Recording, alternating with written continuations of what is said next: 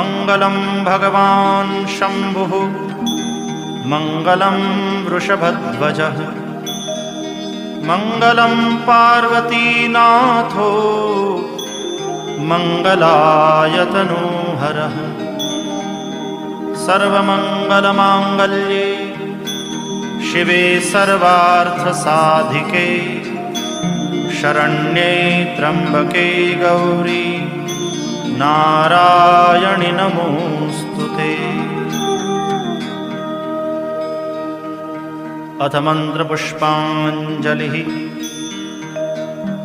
ॐ जग्नेन जग्नमयजन्त देवास्तानि धर्माणि प्रथमान्यासन् तेहनाकं महिमानः सचन्त यत्र पूर्वे साध्याः सन्ति देवा।